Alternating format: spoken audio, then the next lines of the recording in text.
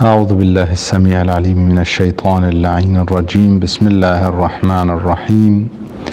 الحمد لله رب العالمين، وصلى الله وسلم على سيدنا ونبينا محمد وآله الطيبين الطاهرين. اللهم صل على محمد وآل محمد. Mu'mineen and mu'minat, brothers and sisters, assalamu alaikum wa rahmatullahi wa barakatuh. May Allah subhanahu wa ta'ala accept our efforts on this past day, Friday, and on this evening gathering, inshallah, to seek knowledge. May the Almighty God make us amongst those who seek knowledge and act on what they learn, inshallah. Continuing on the Islamic law session on the issue of purification, we went through some of the things that are considered impure, physically, ritually impure, what we call najasat. We went through the list of them, and we did discuss that we have two types of najasat, or two types of states of najasa, or being not pure, impure. One is a physical, which has to do with the physical najasat that we may touch, and one is spiritual, which has to do with certain things that occur that requires us to either perform wudu or perform ghusl. Wudu being the wash, ablution, or the wash that we have before every salat. The things that occur to take away that are the typical things like sleeping, and like if you sleep, when you wake up you have to redo your wudu. If you use the washroom, afterwards you have to redo your wudu, and so on. And certain things cause us the need for ghusl, the complete wash up from head to toe, either in the immediate sense, which we call irtimasi, you submerge yourself in water in one go with the intention, or what we call at-tartibi, or the one that starts with the head and neck included, and then the right hand side of the body, and then the left hand side of the body. This is what we need to perform, in order to attain the tahara, which is spiritual. However, for the time being, we will be discussing the physical tahara. So we discuss the physical impure or ritually impure articles or items, and we will discuss how to purify from those things, how to make ourselves tahir or pure if we have somehow become najis ourselves, our clothes, our food, things that we use, and so on and so forth. Different things have different ways of purification, and in fact different purifiers have also their own rules. We'll discuss inshallah briefly, and we'll have some questions, and I'll try and answer them to the best of my ability. The first item of what we call mutahharat, the things that purify, and the most common one, the most significant one, is water. Water, Allah subhanahu wa ta'ala refers to it in the Holy Quran as the purifier, as the tahur. It is the cause of purification. And imagine, and the example is in fact given in the Quran, imagine water itself was not pure. How could it purify? So this is one of the beautiful gifts. Water is one of the most beautiful gifts from God. He says, if your water was to be to go down in a way that you're not able to bring it out, who will bring it for you?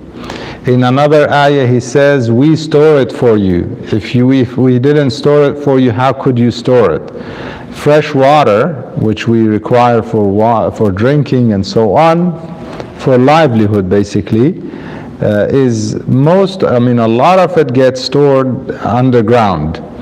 And that's the miracle of the miraculous way God created this earth that we call home. He made it in this way, and then he says, we are the ones who store it.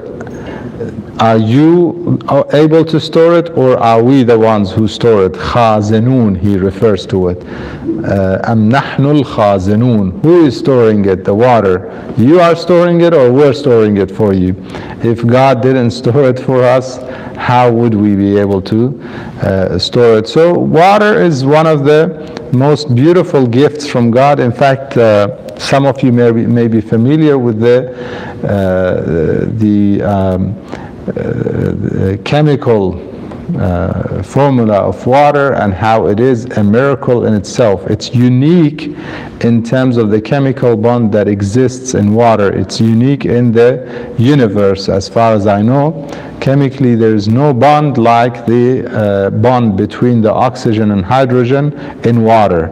It is unique, there's nothing like it, and it gives it its special characteristics that allow it to be in liquid form on Earth under normal temperature and pressure.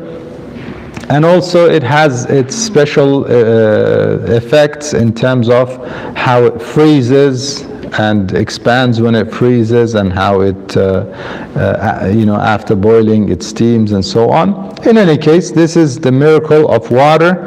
It is a purifier. Besides the fact that water is a necessity for life, it is the need for every living being. وَجَعَلْنَا مِنَ الْمَاءِ كُلَّ شَيْءٍ حَيٍّ. It is also the purifier. It is tahur.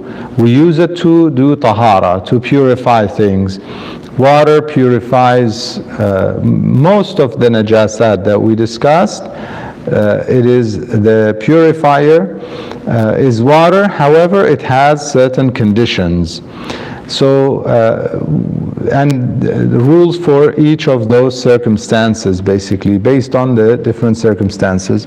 One of the main things is that in order for water to purify something, it has to be washed with water, not wiped with water. I need to be very clear on this. There's a difference between wiping something with water and washing it with water. So for instance, if you have an article, an item of clothing, for instance, and it has some blood on it. So first you need to get rid of the actual blood that's on it, either with water or whatever else that you may do to get rid of the actual blood that's on it. Now once you got rid of the blood, can I wipe it with a wet rag and make it tahir? No, it has to be washed. And the concept, the title of washing should apply there. So can I use a water spray and spray on it? You could. If you can say that I washed it, with water spraying it and you washed it, then that is a wash. Now obviously, what kind of water you use determines how many washes you require for certain things. If you're using water that is a lot, we call it we have the little water, and we have al-ma'ul kathir, and we have al-ma'ul jari, water that is a lot, or water that is flowing like rivers, like even tap water, provided your tap water is coming from a source that's big. So if, just for argument's sake, let's say you are in an RV, motorhome, and you are using the water that is not connected to the main water supply. It's the reservoir that is inside the RV. Then you have to establish whether you have enough water to call it kathir, or if it's little, that it would be qalil. This was the case often in areas where they don't have constant supply of water, so when they do have the supply, they pump it into certain containers, water containers. In the Middle East, this is quite common. And so they pump this water, and they have a container of water or reservoir of water. Now that water needs to be needs to meet the amount of water which identifies it as kathir, otherwise you have to treat it as qalil, little. There are rules in terms of what can be washed with little water, how many times you would have to wash with little water versus when you have a lot of water or you have flowing water, al-jari. So these are some of the rules regarding the differences the differences in terms of the water.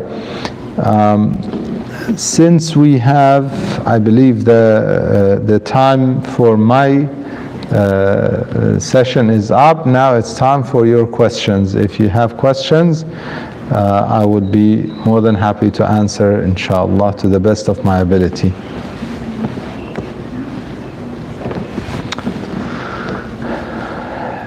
There are no questions. Do we know if there are any Slido questions? So if anyone has a Slido question, has the access to Slido, they can send them through the Slido, but I don't know if we have access to those.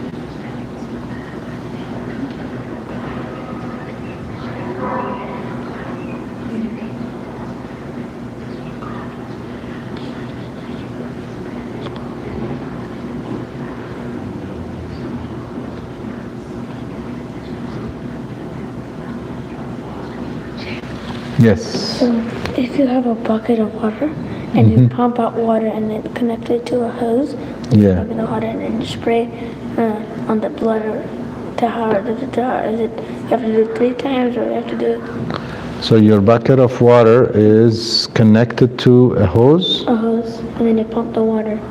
From the hose into the? No, from the bucket to the hose. From the bucket through the hose onto the najis item. So if the water in the bucket... Can you turn your microphone on and repeat the question again? Yes, so the question is, if... Can't hear. Can you turn it on? I don't have a micro... Yeah. So the question was, if you have a bucket of water, a container of water, and you connect that container through a hose and pump, you have a pump and you pump that water onto something that you're trying to purify, do you treat it as little water or do you treat it as a lot of water? And how many times you would have to wash in that case? So very good question. Thank you for that question. The answer is it depends on how much water that container holds. If it's a small handheld container, that would be little water. Even if you pump it and you spray it on something, you have to treat it as little water. So you have to wash more than so first you remove the najasa, and the first time you wash, and then you have to wash a second time. Whereas if you had a container that's big enough to contain, the rule in fiqh is 3.5 hand spans in cube. Okay, so let's say 3.5 or 3 feet cube, 3 cubic feet. Okay, so 3 feet length, 3 feet height, and 3 feet depth. If you have a container that big, approximately, and it's full of water, then you have what we call al-kur. which is enough to purify with one, after removing the najasa, one wash purifies it. That's applicable when you want to wash inside the bucket. That is need to be that size, but I thought. But if you are putting the hose on that bucket of the container and the water is dropping or flowing on the clothes that you are washing, is that the same rule? I thought As a flowing water, ma'ul jari refers to rivers and refers to abundance of water. That's basically, if you have a small container of water and you connect it through a hose and you're bringing the water out of it, you cannot treat it as jari. I mean, if the water, falling on the clothes that you are washing, and underneath, the water dropping, you wash it, is that? So it's like having a handheld thing that has a nozzle. What's the difference between connecting a nozzle to a small container and connecting a hose to a small container? It's still a small container. So then that, we call it aftabe, that you go to the bathroom and you wash. Yeah, so it can purify, but it's not treated as a hose connected to the city water. That is kur versus qalil. With a little jug and a nozzle aftabe, if you're washing with an aftabe, you have to wash, you have to treat it as ma'ul qalil. The rules of ma'ul qalil are different to the rules of ma'ul kathir or kur and jari and so on. So you cannot apply the rules of ma'ul jari on a little container that the water is flowing from it. No. I hope that clarifies it. So the rule of qalil is when you're washing something najis, is mentioned, I think, previous one 3 times? It depends what it is. If it's blood, after removing the najasa twice. It's urine, after removing the najasa 3 times. So urine has a special rule itself. So although some say the 3rd time would be ihtiyat wajib, so it's not a rule, but it's best to do it 3 times. So if the water is qalil and you have to, when the water flowing on what you are washing, you need to discontinue it and again pour on it 3 times? Yes, yeah, you do it, you pour in, you have to either move it away while you're pouring or stop and pour again. So it can count as 3. It could be as little as a few drops, okay, enough to say that you washed, but it has to be the 3 washes when you're using the little container. Versus if you're using a hose, then you can remove the najasa first and wash it once and you're done. Inshallah. Yeah, that was a very good question. Thank you. What happened to the water after you use the water?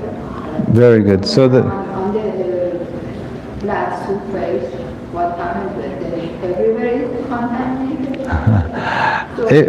Yeah, that's a good question. If you are using little water, that water that comes in contact with the najis and comes out, it is referred to as ghusala, the washing water. Okay, the water that has washed something. That ghusala, if it's from a lot of water, like a hose connected to city water, then that ghusala is tahir. After removing the actual najasa, ghusala is tahir. Whereas if you're not using that water, that first wash, the ghusala is najis. So that needs to be removed. If it's not, in the washroom, you don't have to worry about it. But if you're washing and it's going, for example, let me give you a practical example, and I'll finish with this one. I know it's taken. A simple example is if we have a drop of blood, okay, on this table. So the first thing to do is to wipe it, away, so there's no more blood. Maybe use a wet wipe so that there's really no more remnants of blood. But now it's still najis, yeah? So the second thing is, now what kind of water are we using? City water connected to a lot of water, or a little glass of water, or even a spray? You know, I give people this example of a spray because it's very practical. If you're using a spray, for example, then the first time you spray it, you washed it, but that water is najis. So get a tissue, wipe that spray away, that water away. Now, obviously the hand is najis, wash the hand as well. Come back, the second spray, it's fine. That water is tahir. Okay? So that's with qalil.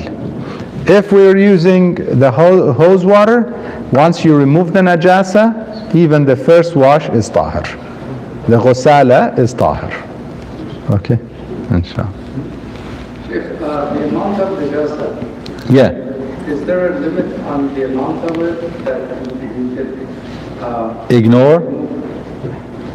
is as big as, let's say, Yeah. So no matter how little the najasa is, it's still najasa. The exception is if it's blood and it's on the body, there is an amount that is considered okay for prayers. It doesn't make it tahir. Let's be very clear on this. It doesn't mean it's not najis. It means you can pray with it. How much? They say a small coin. Let's say a penny, the size of a penny. Okay? So if you have a little pimple and it's bleeding, or a little cut and it's bleeding, and it's on the clothes, body and clothes, and you want to pray, if it's as little as a penny, you can pray with it. Okay? Obviously, if you're making wudu, the place of wudu has to be tahir. Okay? We have to purify the place of wudu. But let's say on the shoulder, on the shoulder, on the back, on somewhere that you're not making wudu, on your shirt from your body, not from some other item, from your own self, there is a drop of blood, smaller than a penny. That is okay to pray with. It doesn't mean it's not najis. For example, let's say that blood, even though it's smaller than a penny, touches a glass of water. Can I drink that water? No, it's still najis. Very good. So that is an exception for libas and jism badan al-musalli. The person who's praying, his body and his clothes need to be tahir, with the exception of a little blood less than a penny or something of that nature. Only for blood, yes. If it's urine, even if it's as little as a penny, you have to purify your body or your clothes before you can pray. Ahsan.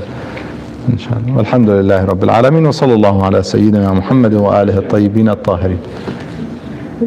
Quick question. Sure. It's what if we don't have water? So you can still say salawat, because I did the statement for salawat. So you can still say salawat and answer your question. Allahumma salli ala Muhammad wa ala Muhammad.